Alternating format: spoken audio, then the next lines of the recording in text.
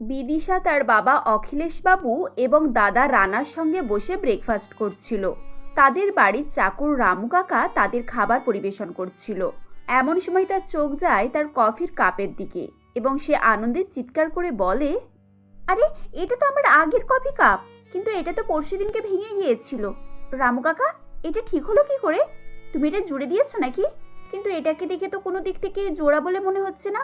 এটা তো একেবারে নতুনের মতোই লাগছে। দিদিমণি, এটা বড়বাবু আপনার জন্য আনিয়েছে।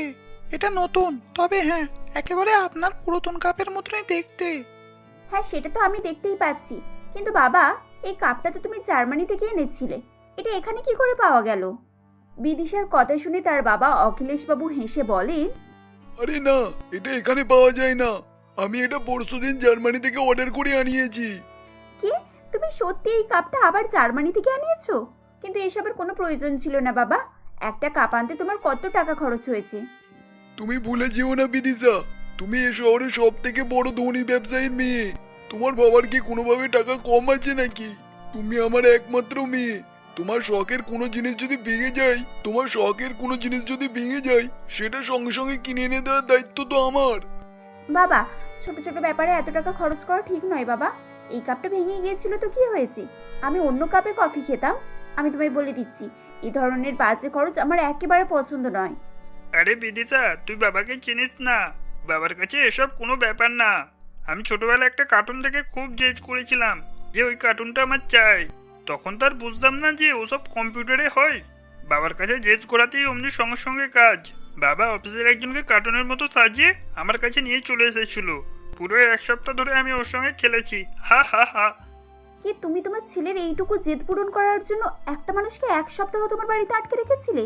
দিস ইজ নট ফেয়ার বাবা। টাকা পয়সা আছে বলে আমরা এভাবে আচরণ করতে পারি না। ও হো বিদিশা, এটা বাবার ভালোবাসা দেখানো এক ধরন। বাবার অনেক টাকা আছে তো, তাই জন্য আমাদের পিছনে এইভাবে খরচ করে। তাছাড়া আমরা তো ওনারই সন্তান।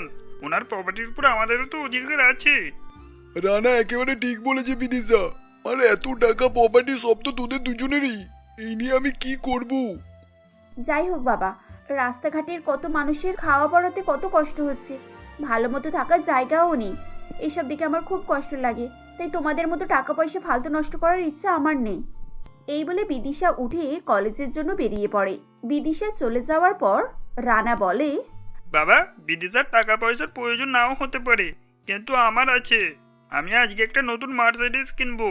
এই নিউ মডেল কালারটা আমার খুব পছন্দ। তুমি আমার অ্যাকাউন্টে টাকাটা ট্রান্সফার করে দাও তো। Obviously you will buy this my Roy. আমি তোমার অ্যাকাউন্টে এক্ষুনি টাকাটা ট্রান্সফার করে দিচ্ছি। Just go favour it. আসলে অখিলেশ বাবুর স্ত্রী মারা যাওয়ার পর তিনি তার দুই ছেলে মেয়ে নিয়ে এবং ব্যবসা নিয়ে জীবন কাটাচ্ছিলেন। তার ছেলে ঠিক তার মতনই বিজনেসম্যান ছিল। তারা দুজন সারাদিন অফিসের কাজকর্ম নিয়ে ব্যস্ত থাকতো। দুজনের প্রচুর অর্থ থাকার জন্য অহংকারও খুব ছিল। কিন্তু বিদিশা তাদের দুজনের থেকে একেবারে আলাদা ছিল। সে অযথা টাকা নষ্ট করতো না। তার বাবা তাকে হাত খরচের জন্য যা টাকা দিত, সে সবকিছুই নিজের ব্যাংক অ্যাকাউন্টে জমা করে রাখতো এবং সেই জমানো টাকা দিয়ে সে গরিব দুঃখিনীদেরকে সাহায্য করত। সেদিন কলেজ শেষ করার পর সে একটি জুসের দোকানের সামনে গিয়ে বলে, সুইটহার্ট, আমাকে এক গ্লাস ঠান্ডা আমের শরবত দাও তো। গলা একেবারে শুকিয়ে গেছে। এ কি ম্যাডাম, আপনি এসব কি ধরনের কথা বলছেন? আপনি জানেন না এখানে কত লোক আছে? লোকজন আছে তো আমার কি? আমি তো আর লোকজনকে বলছি না, আমি তো তোমাকে বলছি, মানে আমার সুইটহার্ট মিস্টার বাদলকে। দেখো বিদিশা, আমি তোমাকে আগেও অনেকবার বলেছি তুমি এইভাবে বারবার আমার কাছে আসবে না। তোমার বাবা যদি একবার জানতে পারে তাহলে আমাদের কি হবে জানো? জানতে পারে মানে কি? আমি নিজে ওদেরকে জানাবো। আমি আজকেই বাবাকে আমাদের ব্যাপারে সব বলবো।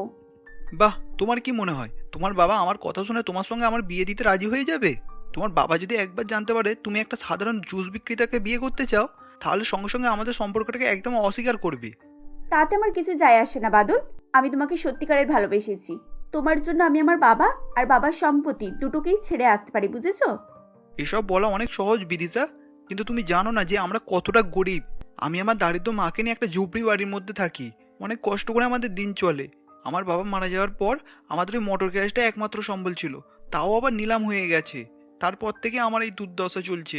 এই অবস্থায় তোমাকে আমার জীবনে আনাটাই খুবই অসম্ভব ব্যাপার। তুমি কি আমাদের সম্পর্কটাকে অস্বীকার করছো বাদল? তুমি বলো তুমি আমাকে ভালোবাসো না? তুমি চাও না আমাদের ভালোবাসা পূর্ণতা পাক, আমরা একসঙ্গে থাকি? এসব বড় লোকেদের ব্যাপার বিদিশা। আমার মতো গরিবদের পক্ষে তোমার মতো ধনী ব্যবসায়ী মেয়েদের বিয়ে করা অসম্ভব ব্যাপার। এটা একটা অবাস্তব কল্পনার মতো। তাই তোমাকে বলছি যত তাড়াতাড়ি পারো তুমি আমাকে ভুলে যাও। বাদলের এরকম উত্তর শুনে বিদিশার চোখে জল চলে আসে এবং সে জল ফেলতে ফেলতে সেখান থেকে চলে আসে। আসলে বিদিশা এবং বাদলের পরিচয় প্রায় 4 বছর আগের। এরপর থেকে বিদিশা মাঝে মাঝে বাদলের কাছে আসতো এবং তারা সময় কাটাতো। ধীরে ধীরে তাদের মধ্যে ভালোবাসা জন্মায়।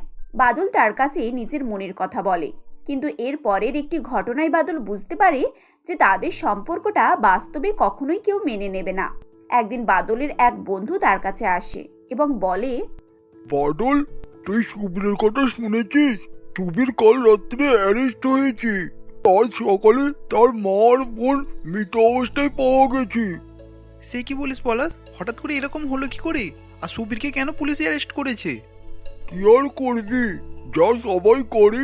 একটা ধনী মেয়েকে ভালোবেসেছিল। গত সপ্তাহে ওরা মন্দিরে বিয়ে করেছে। তারপর মেয়েটার বাবা গুন্ডা লাগিয়ে ওদেরকে খোঁজ করেছিল। শেষে খোঁজ না পেয়ে সুবীরের মা আর বোনকে তুলে নিয়ে গেছিল। পরে সুবীর যখন ধরা পড়লো তাকে জেলে পুরে দিয়েছে এবং তার মা বোনকেও খুন করে দিয়েছে। এ কি বলছিস পলাশ? শুধুমাত্র এই কারণে একটা ছেলের জীবন এইভাবে নষ্ট হয়ে গেল? তার মা বোনকে এইভাবে মেরে ফেললো? কিন্তু সুবীর যাকে বিয়ে করেছিল সেই মেয়েটা কিছু বললো না? সে আর কি বলবে? শুনেছি যে পুলিশের সামনে নাকি বলেছে সুবীর নাকি ওকে কিডন্যাপ করেছিল। ওসব বড় লোকেদের বিগড়ে যাওয়া মেয়েদের ভালোবাসা একটা অপরাধ।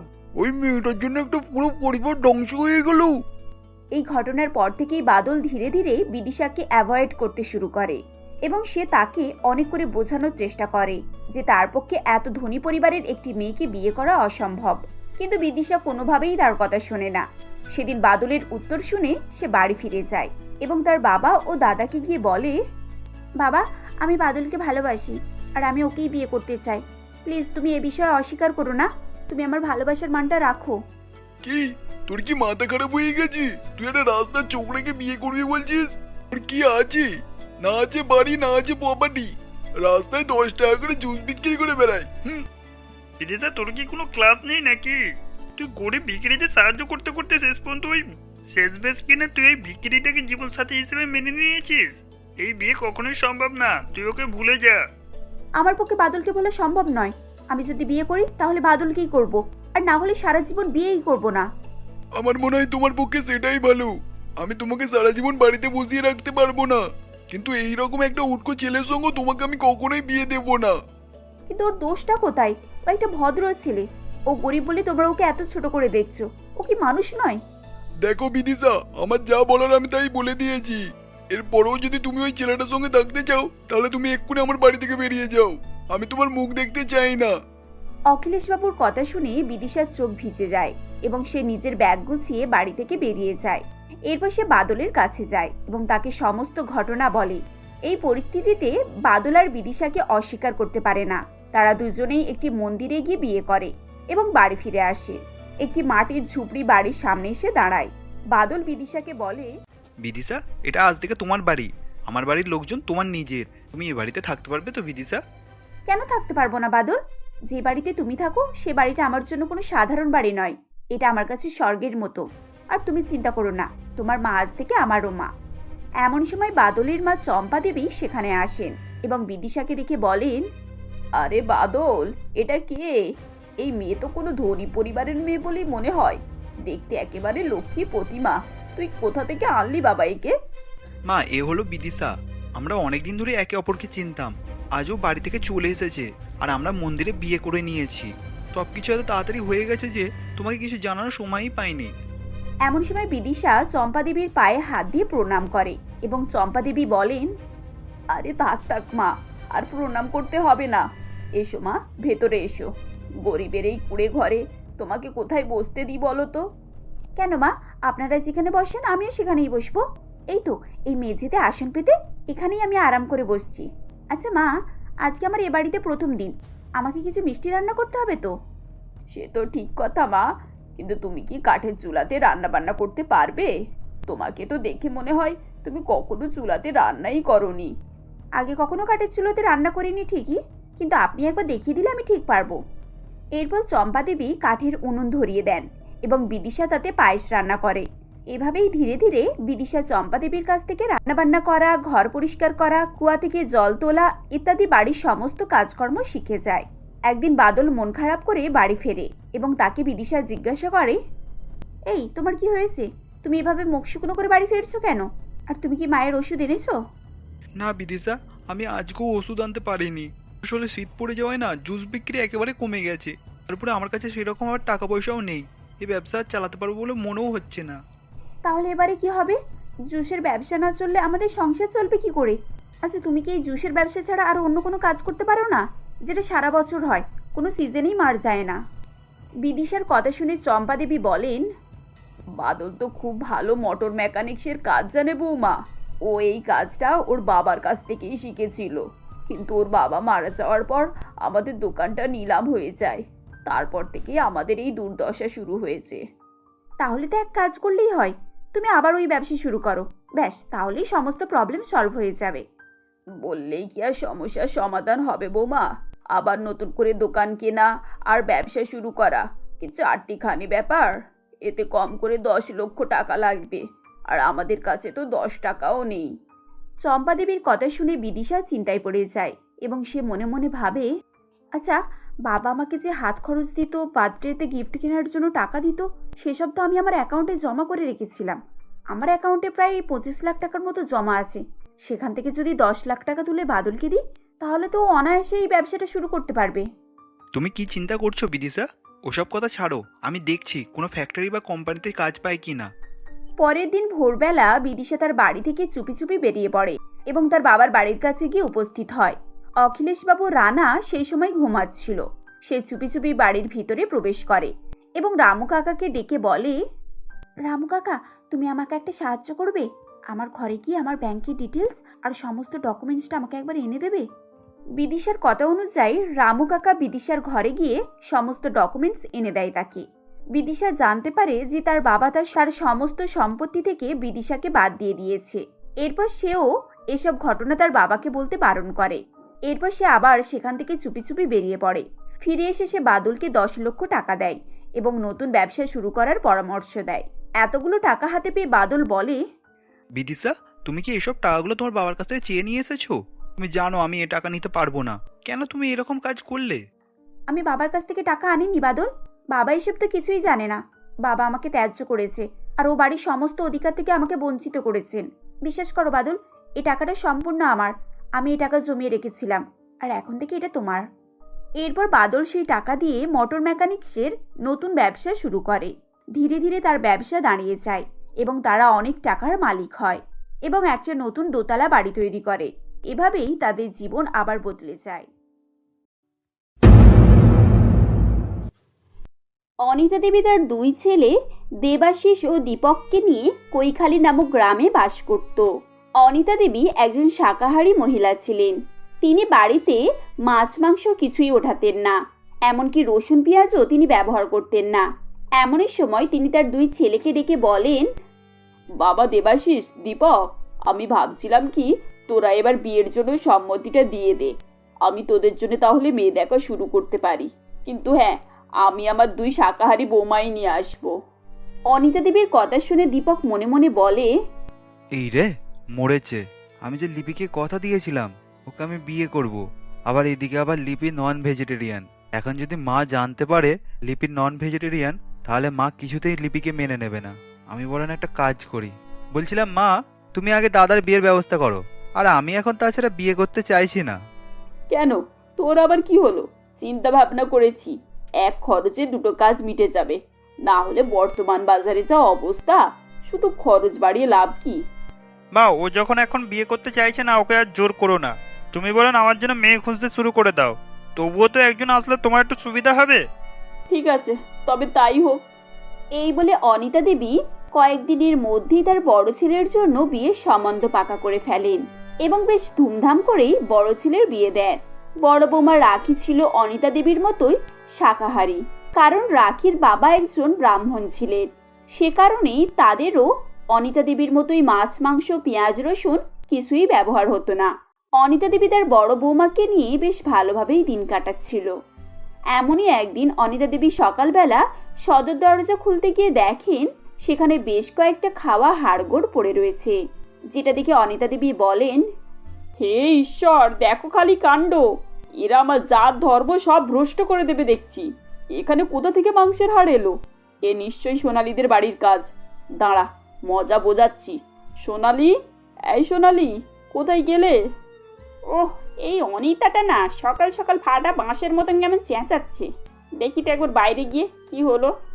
এই বলে সোনালী দেবী বাইরে বেরিয়ে আসে এবং তিনি বলেন, বলি এত সকাল সকাল চেঁচাচ্ছ কেন? তোমার কি কাজ কাম নেই নাকি? খাও তো যত সব শাক পাতা, তাতেই এত গলার জোর। হ্যাঁ, শাক পাতা খেতে পারি, কিন্তু কাউকে তোমাদের মতন অতিষ্ঠ করে তুলিনি। তুমি আর তোমার বৌমা মিলে কি পেয়েছো বলো তো? নিজেরা সব ওইসব ছাইপাশ খাবে বলে আমার ঘরের সামনে এসে নোংরা করবে? যা বাবা, আমি আবার কি করলাম? তোমার ঝগড়া করার খালি বাহানা চাই বলো। এই তো দেখো, তুমি কেমন মাংস খেয়ে আমাদের ঘরের সামনে এগুলোকে ফেলে দিয়ে গেছো। কি? আমি আমি আবার কখন হাড় ফেলতে গেলাম? আর যদিও ফেলবো, তোমার বাড়ির সামনে কেন ফেলবো? তাহলে মনে হয় আমার বৌমাটা ফেলেছে। দাঁড়াও, আমি আমার বৌমাকে ডাকছি। এই বলে সোনালী দেবী ববিতাকে ডাক দেন এবং বলেন, আচ্ছা বৌমা, এখানে কি মাংসের হাড়গুলো তুমি ফেলেছো? না মা, আমি কেন কাকিমাদের বাড়ির সামনে ফেলতে যাব? আমি তো হাড়গুলোকে ডাস্টবিনে ফেলেছিলাম। কিভাবে হয়তো কুকুরের মুখে করে এখানে নিয়ে চলে এসেছে। এখন তো পশুদেরই দোষ দেবে। বেশি কথা না বাড়িয়ে জায়গাটা পরিষ্কার করে ধুয়ে দাও, না হলে আমাকে আবার গোটা ঘর ধুতে হবে। আমি এখন গঙ্গা জল ছিটিয়ে ঘরটাকে শুদ্ধ করে ফেলি, তারপর না হয় দেখা যাবে। এই বলে সোনালী দেবী এবং ববিতা অনিতা দেবীর বাড়ি পরিষ্কার করে সেখান থেকে চলে যান। এভাবেই দিন কাটতে থাকে। এদিকে অনিতা দেবী তার বড় বৌমাকে নিয়ে বেশ আনন্দের সঙ্গেই দিন কাটাচ্ছিল, কারণ যেহেতু রাখি ছিল একজন শাকাহারী, সেজন্য অনিতা দেবীর কোনো সমস্যা ছিল না। কিন্তু আসল সমস্যা তখন শুরু হলো যখন দীপক লিপিকে বিয়ে করে নিয়ে আসে।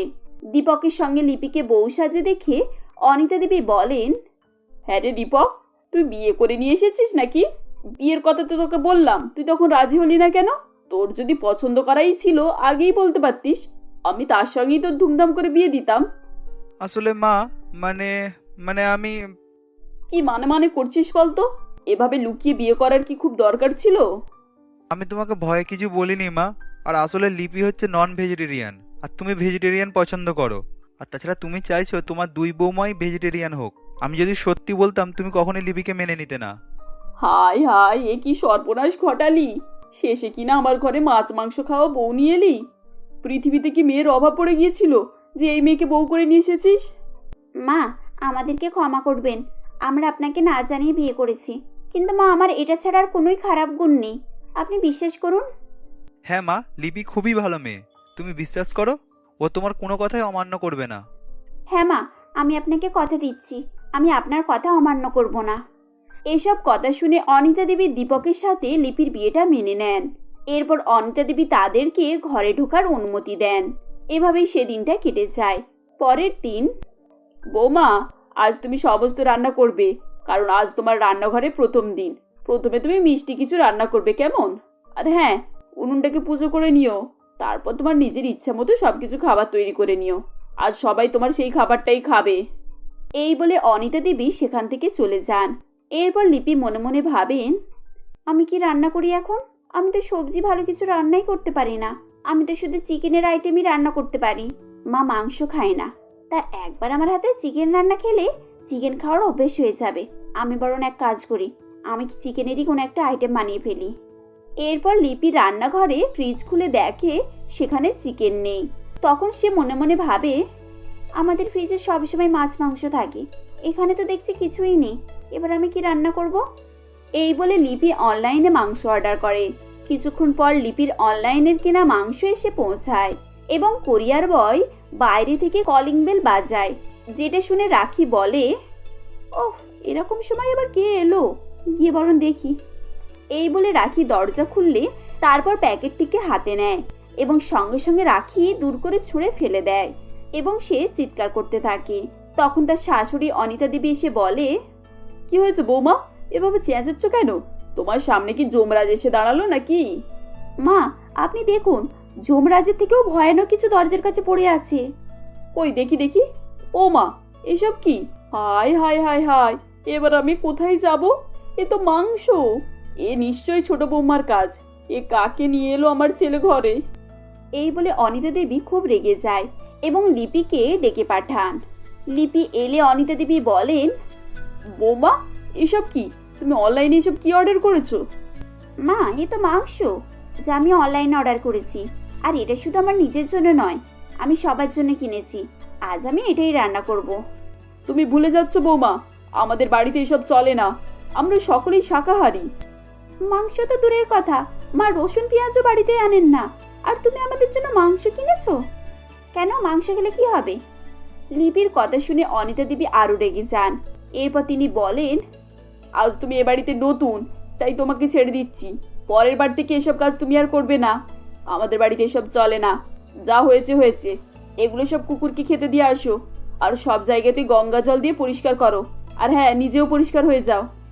এই বলে অনিতা দেবী আর রাখি ওখান থেকে চলে যায়। এরপর লিপি সবকিছু পরিষ্কার করে নেয়।